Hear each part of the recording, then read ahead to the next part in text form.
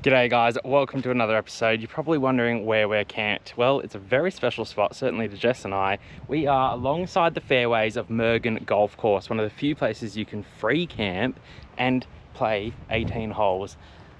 Look at that, folks, right next to the fairway. It doesn't get any better than this. As long as no stray golf balls hit the SRT or my ute, I'm happy. We've got our golf bats out and we're about to tuck into 18 holes. We're staying here for 3 or 4 nights. The locals here are so friendly, having us here, putting this up, and I couldn't be happier. We found this on Wiki Camps, so you should definitely come check it out. But here we are, free camping on a golf course. Let's go.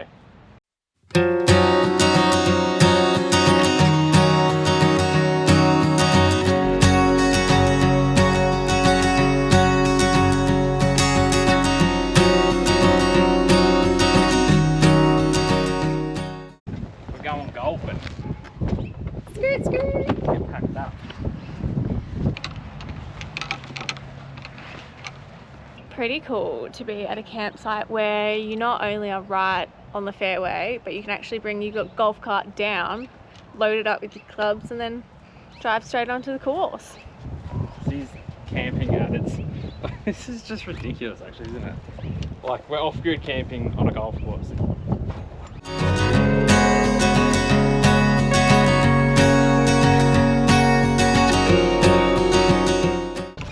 That it's tow vehicle worthy, but it does actually go quicker than the golf carts back home. Yeah, no governor on this bad boy, so I mean, we're going uphill now, this isn't a fair test, but this is basically a Ferrari.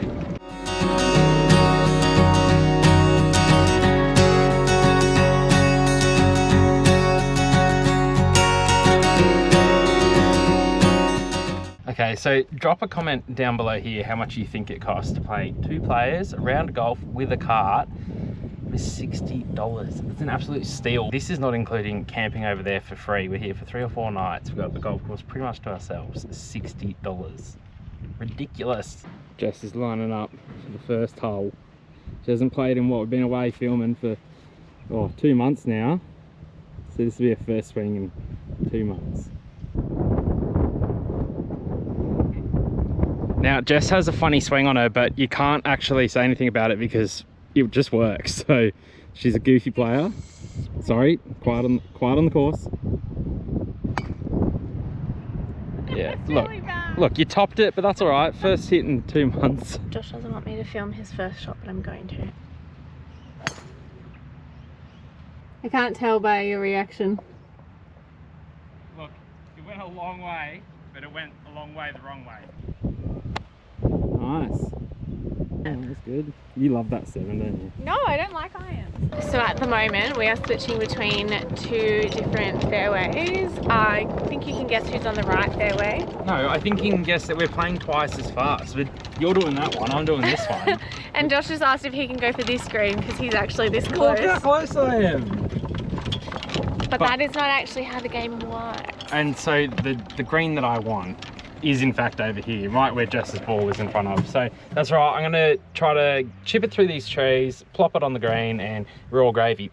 It's not gonna happen. That's what I'm gonna try to do. Plop it on the green, is that a golf term? Plop? Oh yeah, you'll hear Tiger saying that all the time. Chip it through the trees and plop it on the green. And he's back on the right fairway. Let's try and finish hole 1. Josh told me to use the sand wedge, and I don't like using the sand wedge. And I also just think when you don't know what you're doing when you're playing golf, do whatever you want, which is my philosophy, and somehow it works out for me. So then I was like, no, I'm using the 7, and then look where my ball went. And that's my 4th hit. So what is this? Is this a par 4? 5? So I literally could get it in on par. No, on par. That was my 4th. So I could get it in on par. Okay, so no more club recommendations from me because Jess just kills it on her own. We are teeing up at hole 2. Here we are. There is an old lady in the middle of the course though, and I feel like I'm going to hit her. And her dog has a golf ball in its mouth. Look, she's literally in the center of the thing. I don't know if the GoPro is going to pick her up, but she's right about here, dead center of the fairway. Ooh. See, that would have hit her. See, and that got that side spin on it that these Callaway balls have been doing lately, just to switch balls last hole. Yeah. I don't know if I'm a fan of them. I swapped off them and I'm running some Bridgestones now, which I wouldn't put on my car, but I'll put them on the course. And who gave me that ball? My competitor. I feel like I'm being sabotaged. Oh, that's so unfair. That was number 2 for Josh loves to take a mulligan, Leonard. And what do they call it? Right hook? Slice. Right sliced right into the trees. You know what's good here is she went left, I went right. Who's closer? Probably you. Because mine would have hit the tree and rebounded like 100 metres because I hit it so hard. You gotta account for that. Plus it was a headwind. Why are we over here? Oh. Ah. Out yonder. It's going for trouble. And the good thing is there's no lady laying next to it that's been hit in the head, so Jess has done all right. Although she does have a tricky obstacle here because she's right between the trees. A lot like caravanning. You've got to look at the trees, look at everything around you and think, how am I going to get out of this without breaking something? I'm not going to hit that tree and rebound back into my face. I'm going to try and go that way. She's only gone and bloody done it. You're like the Serena Williams of golf. The Tiger Woods of golf? No, he's a man. The caddy, which I always wish she had. Just can't get good caddies these days. What? I was just saying I'd be the caddy you always wanted. Oh. But caddies give club selections and I'm not good at that. Mm-mm. Now, what are you putting for? Because this is a par 5 and it's a tricky little course. We haven't played it before. What are you honestly on? Honestly? Yeah. I don't want to say. What, 10? What? No, 7. There's no way you're on 7 when you've taken 3 more hits than me. She literally always does this. Like, There's genuinely, no way. genuinely I am on 7 strokes. Promise you. Oh, nice putt. Nice putt. Yes. Just happened there was a great shot, terrible rebound. Not her fault, could not have seen that coming, but that sucks because it just, you wouldn't see it on the camera, but she belted it down the fairway and then I don't know what hit, some obstruction, and it just bounced right. It just hit the ground, but it's still there, it's still halfway down the fairway, so. She was rubbed again. But that's okay because I'm gonna hit a tree now. What a course! Off-roading. Yeah, this is great.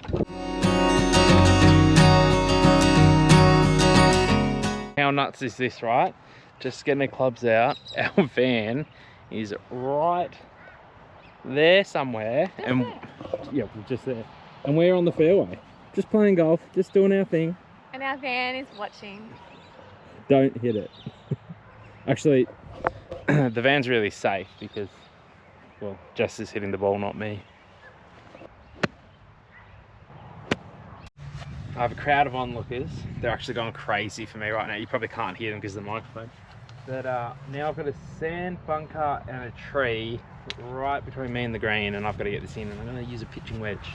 Probably should use a sand wedge, but I don't think I have the power. So let's just go with this. It's not worked. It's not. It hit a thicker. It's not worked. Well, it got out. Back down. Rake it up. The rake is always like on the other side to where I walk. Tragedy has befallen us. I'm in the trees over there. Jess is in the trees over here. But you know what? That's golf.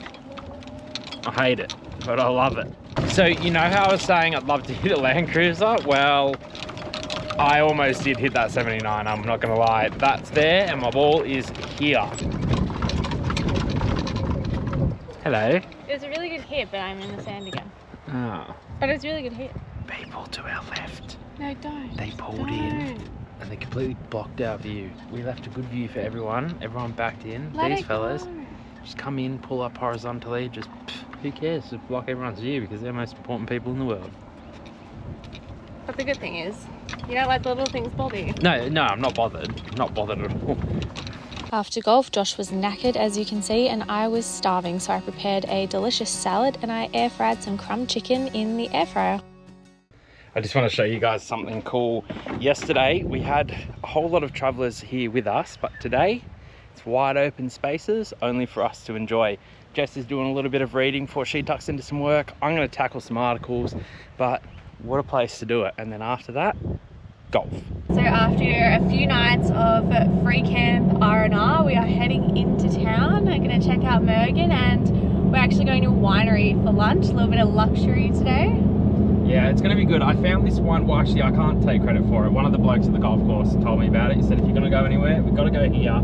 So I'm not going to drop the name yet in case it's terrible. But if it's good, we'll tell you the name. Well, I think it's cool to head into town anyway and just check out a place that we probably never would have visited or come through had we not wanted to check out that golf course campsite. But yeah, we've saved a few dollars over the last few days, having not paid to stay. You know, it's like around here it's like $60 a night. We were thinking of heading more north to Noosa, but everywhere around there is one booked out and around like $60 to $65 a night, which for a powered site I feel like it's kind of crazy.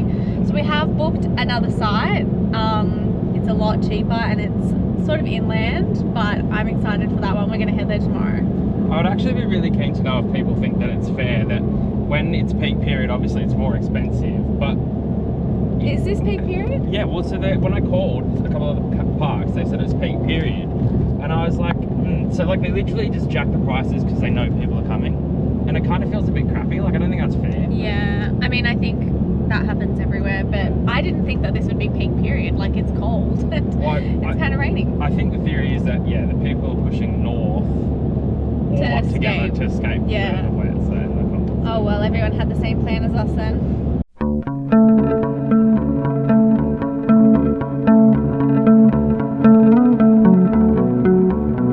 So we headed to Dusty Hill Vineyard, a beautiful little winery, and we went to their Irish tavern. Of course, we both ordered the shepherd's pie. We got an entree of bruschetta and of course a Guinness and a red wine, and it was delicious. Then after 4 nights of free camping, which saved us a whole lot of dollars, we packed the van up, hitched it back up to the ute, and we headed out onto our next destination.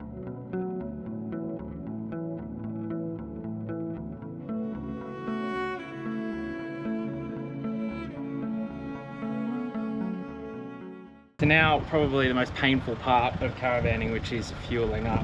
We have a massive long range tank thanks to long range fuel tanks, of course. So we've got 140 litres in the Ranger and we kind of need every bit of it. It's all right on fuel, but we're towing into headwinds and stuff like that today, so I'm super glad that we have it.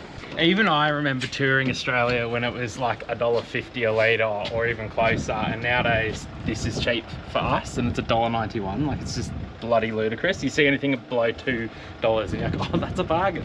It's not.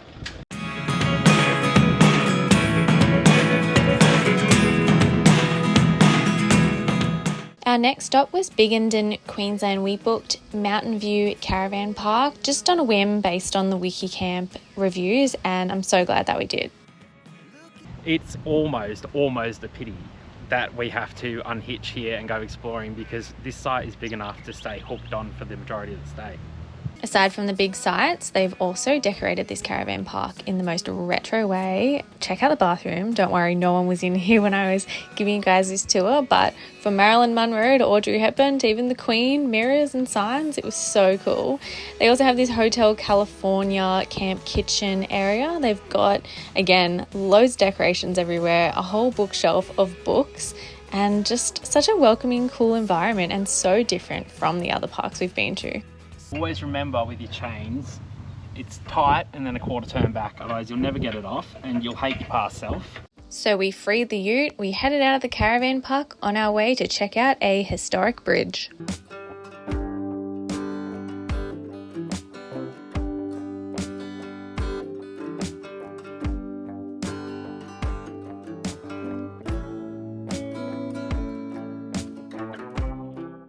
This bridge's birthday, 1905, around December. My nana's birthday, 1939, so 34 years later, after this bridge was built, my nana came along. Your nana is going to have to watch YouTube now that you've given her a mention. She can't drive YouTube, she doesn't know how.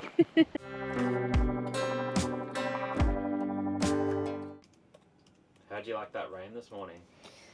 It was really nice, actually. Like, I wanted to get up early and get a bunch of work done, but it was just so relaxing, and looking up at the skylight while we slept was just so nice. But the main thing I was thinking was, I really hope the van is getting a well-deserved bath, because it was pretty grubby yesterday and I was dreading how long it's going to take in the car wash. Yeah, well, I'm dreading finding a car wash that fits in. True. Actually, I might go and check it. I want to have a look.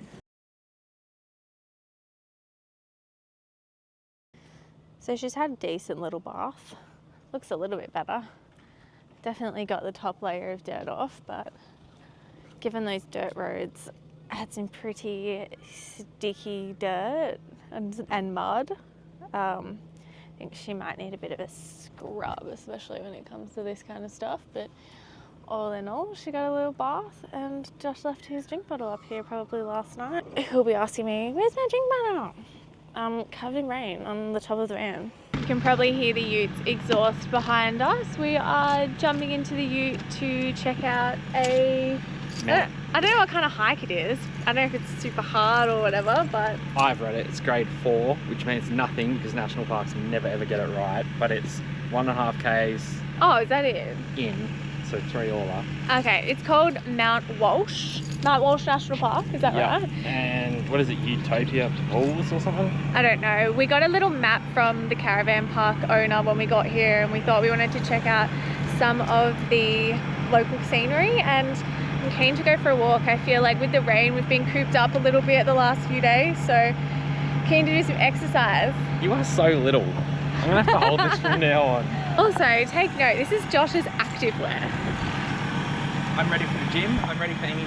Whereas I am wearing the appropriate joggers, shorts and a crop top. You didn't show me the crop top? No.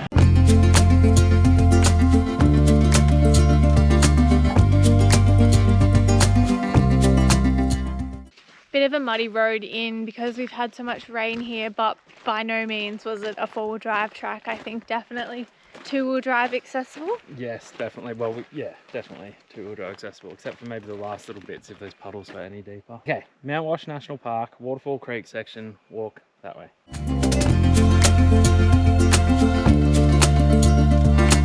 it a mushroom? Yeah, you can eat it. Is that? Well, yeah, well, mushroom, no, fungus. No. I went to school.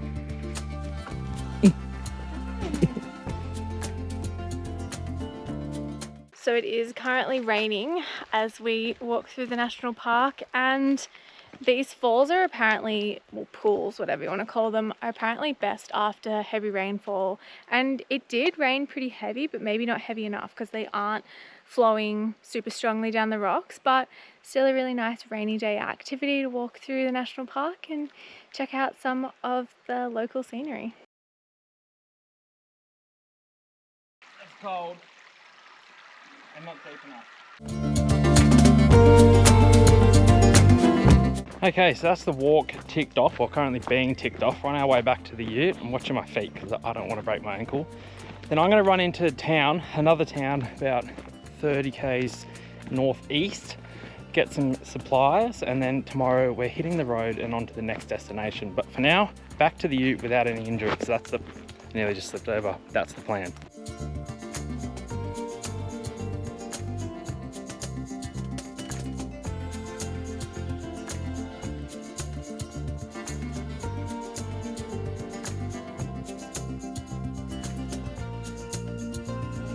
It's moving day again. As you can probably tell by the towel on my head, I've just had a shower because we are heading to a free camp where there aren't any water fill-ups or any power.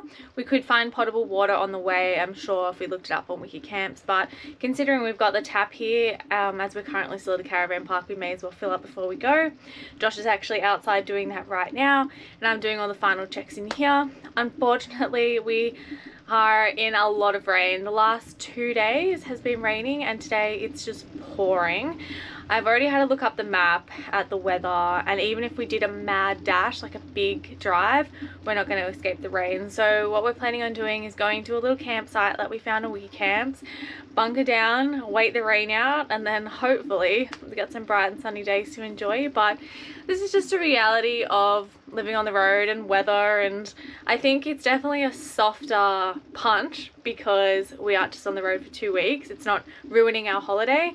We are long-term, full-time on the road, so there will be better days ahead, but it is frustrating because we are brand new to the adventure and we just want to, you know, explore and see all the things and do all the things. But yeah, the rain is kind of restricting us in that sense because it's not just little pitter-patter rain like we had yesterday on our hike. It is torrential and there is a thunderstorm coming, so time to bunker down, read a book, watch a show and relax.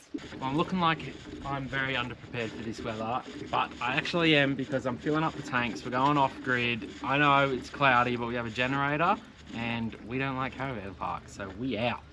Josh definitely just did the hard yards, getting all of that sorted in the rain after a change of clothes and both feeling a bit soggy. We're just going to empty the toilet and then continue on to our next destination. And the only thing I'm a bit worried about is on Wiki Camps, it does say that there's a dirt road in, so hopefully it's not too muddy and crazy, but based on the reviews, there was someone there 2 days ago and they didn't say anything about the road, so I'm hoping we're good. Because it only just started raining 2 days. No, it's been raining for a few days. We're gonna die. It'll be fine. I thought you were an experienced off-roader. No, I just say I am on TV. He's a bit worried about some mud. No, we'll be fine. No, I'm actually keen to get the caravan in a bit of mud. I'm not keen to wash it, but if this keeps up, we won't have to. You see, we got the ute muddy yesterday and it looks like it's had like a proper bath today. Yeah, okay. The rain will sort it out over the next few days, I'm sure. I'm gonna get the wheel chucks. Alright. Goodbye. And then you're gonna do the toilet. Nah.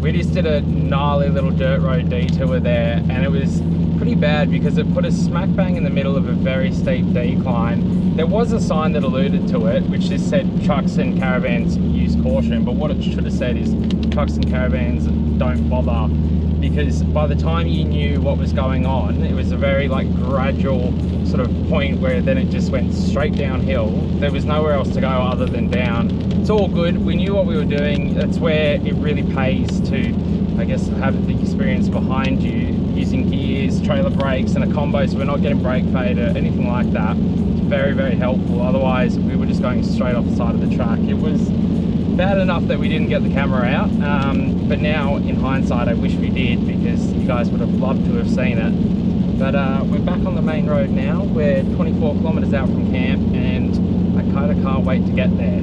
Thanks for being here for another video. If you like our content, please click the like button and of course subscribe and turn on notifications so you don't miss our uploads.